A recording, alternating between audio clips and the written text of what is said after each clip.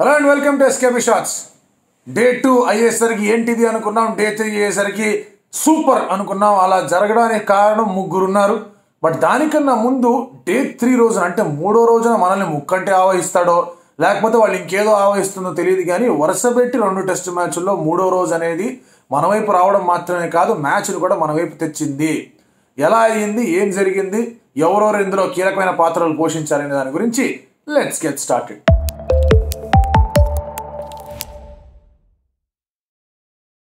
ఇవాల్టి day start అవ్వక ముందు 134 పరుగులు వెనకాల ఉండడం, ఎంతో కొంత ఆ 134ని తగ్గించుకుంటూ వచ్చే ప్రయత్నం చేయడం, ఆ తర్వాత బౌలింగ్ మీద భారం వేసి ఒక 250 దాకా టార్గెట్ని స్కోర్ చేయడానికి మెంటల్గా ప్రిపేర్ అయ్యి ఉన్నాం. వీటి గురించి నేను మనం మాట్లాడుకున్నాం. అండ్ అందులో ఎవరికన్నా కూడా ఇక్కడ ఒక డౌట్ అనేది ఏమొస్తుందంటే అసలు ఇండియా కంబ్యాక్ చేయగలదని డౌట్ వస్తుంది. హోప్ ఉండడం వేరు, ఆప్టిమిజం ఉండడం వేరు, అండ్ జరుగుతుంది ఇలా అవ్వబోతోంది అని క్లియర్ కట్గా చెప్పడం వేరు. హోప్ అందరికీ ఉండింది, హోప్ అందరికీ ఉండింది. అందరికన్నా ఎక్కువ వాళ్ళు కామెంట్ చేశారు, చెప్పకుండా నాలోనూ హోప్ ఉండింది. ఎవరెవరైతే అనలిస్టులు బయట పెట్టారో ఇంగ్లాండ్స్ గేమ్ ఫ్రమ్ నో అని వాళ్ళలో కూడా ఏదో ఒక హోప్ ఉండింది బయటకు రావాలి. బట్ ఆ హోప్ బయటకు రావడానికి అన్నీ సరిగ్గా సమకూర్చుకునే విధంగా ఒక స్టార్ కనబడాలి. ఆ స్టార్, ఆ నక్షత్రమే ధ్రువ నక్షత్రం, ధ్రువ్ జురేల్ని ఎంత పొగిడినా కూడా తక్కువే. అండ్ ధ్రువ్ జురేల్ ఇక్కడ ఈ ఇన్నింగ్స్తో 2 పనులు చేశాడు. రెండో దాని గురించి ముందు మాట్లాడదాం. రెండవ పని ఏంటంటే రిషబ్ పంత్ వచ్చేంత వరకు India should not look beyond Dhruv Jurel for another keeper అని హరాఖండిగా చెప్పేశాడు. దాంతో రిషబ్ పంత్ కాకుండా ఇంకెవరు కీపర్స్, ఇషాన్ కిషన్ ఎలాగో తనే సెల్ఫ్ అవుట్ అయ్యాడు, టీం కూడా తను పక్కన పెట్టి తను వద్దాం అనుకున్నా కూడా ధ్రువ్ జురేల్ని దాటుకొని రావాలి, అక్కడికి పాసిబిలిటీ లేదు. భరత్ ఎన్నెన్నో అవకాశాలు ఇచ్చారు, సరైన రీతిలో అవకాశాలు అందిపుచ్చుకోలేకపోయాడు. అండ్ ఎప్పుడైతే ధ్రువ్ జురేల్కి అవకాశం వచ్చిందో 2 చేతులతో కూడా తీసుకోవడమే కాదు, కీలకమైన సమయంలో, కీలకం కూడా కాదు అయిపోయింది మ్యాచ్ అనుకుంటున్న సమయంలో అలాంటి ఒక టెంపరమెంట్ కానీ, అలాంటి కంపోజర్ కానీ, అలాంటి కామ్నెస్ కానీ, అలాంటి ఫోకస్ కానీ చూపించడం ఈజ్ అ గ్రేట్ థింగ్. ఈ T20 ఎరా, ఈ IPL ఎరా, ఈ ఫాస్ట్గా ఆడదామని ఒక బ్యాట్స్మెన్ ఉండాలి అనుకునే ఎరాలో హిమ్ ప్లేయింగ్ అవుట్, డిఫెన్స్ ఆడడం, వెయిట్ చేయడం 4-5 బాల్, ఆ తర్వాత సింగిల్ తీసుకోవడం, ఈ విధంగా ఆడి అసలు 134 లీడ్ని ఏదైతే ఉండిందో దాన్ని 46 దాకా తీసుకొచ్చి, అంటే దాదాపుగా 92 పరుగులు కొట్టాడు. 90 పరుగుల దాకా కొట్టాడు దాదాపు.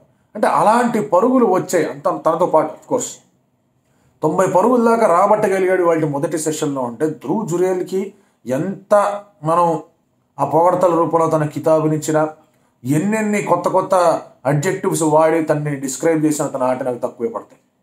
అండ్ అందుకే ఆల్దో ధ్రువ్ జురేల్తో పాటు వాడు కుల్దీప్, అశ్విన్ ఇద్దరు అదరగొట్టినా మన తమిళలో ధ్రువ్ జురేల్ ఫోటోనే పెట్టాం. ధ్రువ నక్షత్రం అనేది ఎప్పుడు కూడా మెరుస్తూనే ఉంటుంది. ధ్రువ నక్షత్రం పురాణాల్లో చాలా చెప్పుకుంటూ ఉన్నాం. అండ్ ఈసారి ధ్రువ నక్షత్రం 3వ రోజు పొద్దున్న నుంచి మెరుస్తూనే కనిపించింది. సరే, ఒక చిన్న మచ్చ అనేది వచ్చింది, ఆ స్టంప్ అవుట్ ఒకటి పోయింది అని చెప్పేసి మాట్లాడచ్చు, బట్ పెద్దగా ఎఫెక్ట్ ఏం పడలా ఆ స్టంప్ అవుట్ గురించి. తనతో పాటు కుల్దీప్ యాదవ్ ఆడిన తీరు అనేది ఒక బ్యాటర్గా తను 2-3 మెట్లు పైకి ఎక్కి ఆడాడు. అంటే అతని నుంచి ఇది ఎక్స్పెక్ట్ చేయవు. జనరల్గా మీరు ఒక స్టాటిస్టిక్స్ పరంగా చూస్తే Akshar Patel has been a much better player of spin, top order కన్నా కూడా. అలాంటిది అక్షర్ పటేల్ని పక్కన పెట్టి కుల్దీప్ అని తెస్తున్నావు అంటే India was more focusing on Kuldeep Yadavs wicket taking ability. సడన్గా నేను వికెట్లు పడినప్పుడు అక్షర్ పటేల్ ఉంటే బాగుండేది కొంతమంది అనలిస్టులు వ్యక్తపరిచారు. బట్ వాటన్నిటికీ కూడా ఒక క్వశ్చన్ అనేది లేకుండా చేయడానికి కుల్దీప్ యాదవ్ రన్స్ కొట్టడం మాత్రం కదా, డిఫెన్స్తో బయటపడ్డాడు, జవాబు ఇచ్చాడు. అతని డిఫెన్స్ ఎంత కాంపాక్ట్ డిఫెన్స్ అమ్మా. అది unfortunate the ball did not rise off Anderson ball, అందుకే బ్యాట్ అండర్ ఎడ్జ్ దగ్గర కాలి దగ్గర దొర్లుకుంటే వికెట్ పడింది. అలాగే స్టోక్స్ కూడా అవుతాడు, అది వేరే విషయం. బట్ అది జరగకుండా ఉంటే ఇంకా ముందుకెళ్ళి తెచ్చుకోవడం. అండ్ నిన్ననే మనం మాట్లాడుకున్నాం 72 బాల్స్ ఆడు, 106 డెలివరీస్లో నిన్నటి పార్ట్నర్షిప్లో. ఇవాళ ఇంకా ఎక్కువ ఆడు. ఇంకోటి జాగ్రత్తగా మీరు అబ్జర్వ్ చేయండి, షోయబ్ బాషీర్ బౌలింగ్ చేయడానికి వచ్చినప్పుడు తను జురేల్కి వేయడం కన్నా కుల్దీప్ యాదవ్కి ఎక్కువ వేయాల్సి వచ్చింది. ఎప్పుడైతే కుల్దీప్ యాదవ్కి వేశాడో off spinner to left hander ఎప్పటికైనా కూడా వర్కౌట్ అయ్యే అంశమే కాదనట్లేదు. బట్ కొంచెం cracks, rough areas left hander off stump మీద లేవు. అటువంటి విషయంలో లెఫ్ట్ హ్యాండర్ ఆఫ్ స్టంప్ మీద లేనందున బషీర్కి అంత పెద్దగా పర్చేస్ అనేది దొరకల. ఆ కొంచెం టర్న్ని కూడా కుల్దీప్ యాదవ్ బాగా నెగోషియేట్ చేశాడు. లాంగ్ స్ట్రైట్ ఫార్వర్డ్, చాలా లోగా బాల్ని మీట్ అయ్యాడు. అండ్ ఇది ఆ డిఫెన్స్ అనేది అల్టిమేట్గా ఉంది. ధ్రువ్ జురేల్ ఎంత పొగడాలో కుల్దీప్ని కూడా అంతే పొగడాలి. ఆ తర్వాత ఆకాష్ దీప్ వచ్చాడు, అతనేమి తక్కువ తినలా. ఆకాష్ దీప్కి 18 balls లో 50 ఉంది ఫస్ట్ క్లాస్ క్రికెట్లో. 34, 32 సిక్స్లు కొట్టాడు ఫస్ట్ క్లాస్ క్రికెట్లో. అతనిలా కాకుండా లేదు. ధ్రువ్ జురేల్ కష్టపడుతుంది. మనం కూడా కాసేపు ఆగుదాం ఆడాడు. కొట్టాడు, ఒక షాట్ పీకాడు, ఒక షాట్ కొంచెం ఫస్ట్లో ఒక షాట్ పక్కకి వెళ్ళింది, ఒక షాట్ 6 పీకాడు, అంతా బాగానే ఉంది. అన్ఫార్చునేట్లీ తనకు కూడా ఎంపైర్స్ కాల్ వల్ల వికెట్ అనేది పడింది. ఇక్కడ మీరు అబ్జర్వ్ చేయండి, 4 umpires call dismissals. Last time ఇండియాకి 3 అంపైర్స్ కాల్స్ డిస్మిసల్స్ వచ్చాయి. 2019 India versus Bangladesh pink ball test match. ఆ తర్వాత మళ్ళీ ఇప్పుడు ఇక్కడ 4 అంపైర్ కాల్ డిస్మిసల్స్. అన్నీ కూడా కీలకమైన వికెట్లు. గిల్ కీలకమైన వికెట్, రజత్ పటిదార్ ఆ సమయంలో చాలా కీలకమైన వికెట్, అశ్విన్ చాలా చాలా కీలకమైన వికెట్, అండ్ ఆకాష్ దీప్ కొంచెం సేపు ఉంటే కనుక ఎవరికి తెలుసు లీడే వచ్చేది. ఆకాష్ దీప్ అవుతాడు, ధ్రువ్ జురేల్ అప్పటికి 90కి వచ్చాడు. సిరాజ్ ఒక ఓవర్ మొత్తం బాగా ఆడాడు, కానీ ఆ తర్వాత ధ్రువ్ జురేల్కి ఆ క్రాక్ మీద పడి కొంచెం అలా డీవియేట్ అయింది. ఆ బాల్ కరెక్ట్గా ఆ క్రాక్లో దిగింది. అంటే అంత పెద్దగా ఆ క్రాక్ అనేది ఓపెన్ అయిందంటే కనిపించింది ఆ ఒక పర్టికులర్ డెలివరీ. అండ్ దాంతో stage was completely set for Rohit Sharma to get Ashwin and Jadeja. మనం నిన్న కూడా మాట్లాడుకున్నాం, బౌలింగ్లో చాలా అద్భుతమైన రీతిలో ప్రదర్శన ఇవ్వాల్సి వస్తుంది.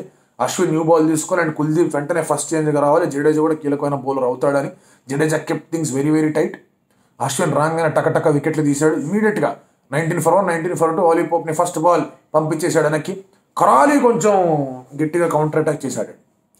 అండ్ ఆ సమయంలో సడన్గా 19 for 1, 19 for 2 నుంచి 45 for 2 వెళ్ళింది.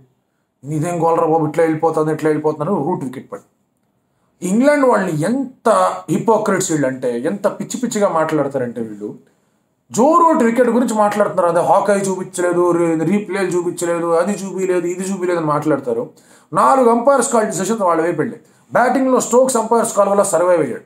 అదే స్టోక్స్ అంపైర్స్ కాల్ అయితే అవుట్ అంటే అవుట్ ఇవ్వాలి, ఇదేంటి అదేంటి అని మాట్లాడిన స్టోక్స్ తనకి అంపైర్స్ కాల్ వస్తే మాత్రం ఇంజన్ అవ్వాడు, పళ్ళని చూపించి వాళ్ళు రాలుగొట్టేవాళ్ళు. లేకపోతే సరే ఇంత హిపోక్రెటిక్ స్టేట్మెంట్స్ ఇస్తారు. వాళ్ళ ఆల్టని ఎంత మెచ్చుకోవాలో ఆఫ్ ది గేమ్ వాళ్ళు మాట్లాడే మాటలు అంతే ఖండించాలి. వాళ్ళు ఆఫ్ ది గేమ్ చాలా ఎక్కువ మాట్లాడతారు. ఒక ఎంటర్టైన్మెంట్ కనిపిస్తుంది వాళ్ళలో, మేమే క్రికెట్ని కనిపెట్టామని. ఆడండి బాగా, ఆడితే మెచ్చుకుంటారు, కానీ స్టేట్మెంట్లు ఇస్తే మాత్రం వాయి కొట్టాలి కూర్చోబెట్టి. డాట్ వాస్ అవుట్, హాకాయ్ చూపించింది అవుట్ అంతే. అందులో ఇంక మాట్లాడేది ఏముంది, అది క్లియర్గా లెగ్ స్టంప్ మీద పడింది, బాల్ వెళ్తుంది, అవుట్ అయింది. జో రూట్ దానికి ఇది ఎలా జరిగిపోయింది, అది ఎలా జరిగిపోయింది, మోసం జరిగిపోయింది అన్నట్టు ఫేస్ పెట్టారు. దానికి వీళ్ళు వక్తాస్ బొలుకుతారు దానికి.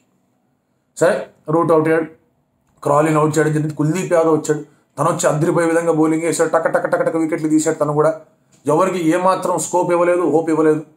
బెన్ స్టోక్స్ వికెట్ పడింది. ఆల్మోస్ట్ అక్కడ ఒక ఎల్బిడబ్ల్యూ ఇన్ఫాక్ట్ సర్వైవ్ అయ్యాడు, ఇంకో ఎల్బిడబ్ల్యూ ఎవరు అపీల్ చేయాలి. సరే ఇదేం గోల్రా అని చెప్పి బౌల్డ్ అయిపోయాడు. తనకు కూడా కుల్దీప్ యాదవ్ ఎట్లయితే అవుట్ అయ్యాడు, తగిలి కిందకి మళ్ళీ బాల్ దొర్లుకుంటూ వెళ్ళి స్టంప్ తగిలింది, బేల్ పడింది, బెన్ స్టోక్స్ అవుట్ అయ్యాడు. సరే, ఈ ఫోక్స్ వచ్చి కొంచెం ఆడే ప్రయత్నం చేశాడు అక్కడ, ఎందుకంటే ఆలీ రాబిన్సన్ అవుట్ అయిపోయాడు. బషీర్ కొంచెం ఆడుతూ ఉన్నాడు. చాలా ఎక్కువసేపు ఈ ఫోక్స్ అండ్ బషీర్ అంటే ఇబ్బంది పెట్టింది ఇండియాని. ప్రతి లాస్ట్ 2 బాల్ ఉన్నప్పుడు సింగిల్ తీసుకోవడం, బషీర్ దాన్ని బ్లాక్ చేయడం, ఇదేంటబ్బా గోలా అనుకున్నారు. ఇంకా అశ్విని తీసుకొచ్చాడు. రోహిత్ శర్మ, జడేజా కుల్దీప్ కదా, అశ్విన్ రా అని చెప్పాడు. ఇక్కడ గాటన్ ఆకాష్ దీప్ ఆల్సో, బట్ లేదు, అశ్విని తీసుకొచ్చాడు.